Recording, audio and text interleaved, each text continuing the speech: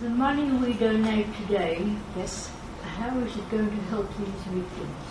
So the money that you're donating today to the White Ribbon Foundation is about their continued education program to engage men.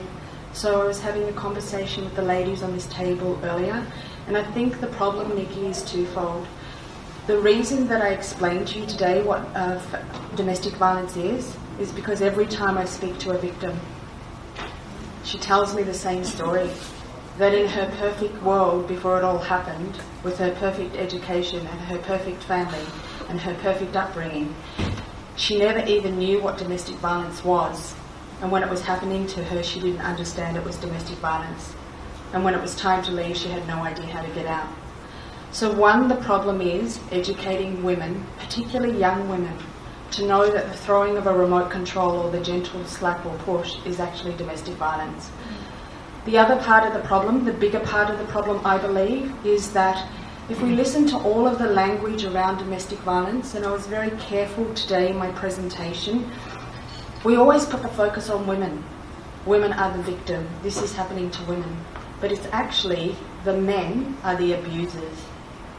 Yeah? The men are the perpetrators. So I believe the bigger part of the problem is that we need to educate the men and we need to engage men. And so to answer your question, the funds raised from White Ribbon go to the educational programs and the engagement of men in this discussion.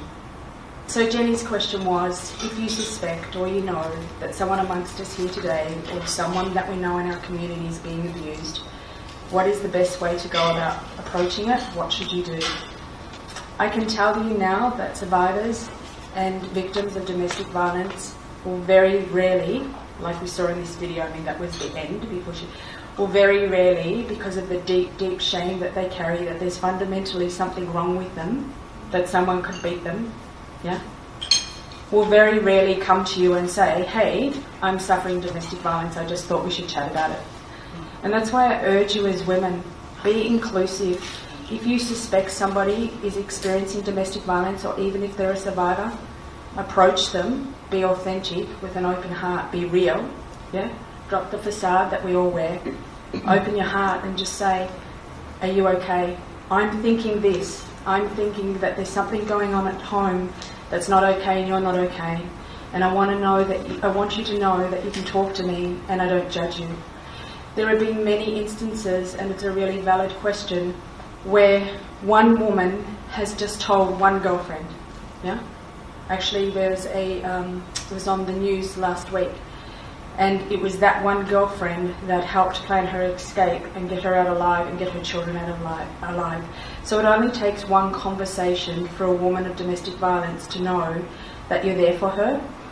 So I simply say to you, just be open, like be authentic, be real, and say that I understand something's going on and that it's not okay, and I'm here for you and I don't judge you, and I'm happy to help you and support you. And then the obvious thing, that someone who's experiencing domestic violence is very shamed and very traumatised and is not thinking right. If you all think to a stressful time in your life when you had a challenging moment, you probably weren't at your best, yeah? Get the information to them, the Safe Steps lines, the help lines, the police lines, get the information to them. Thank you.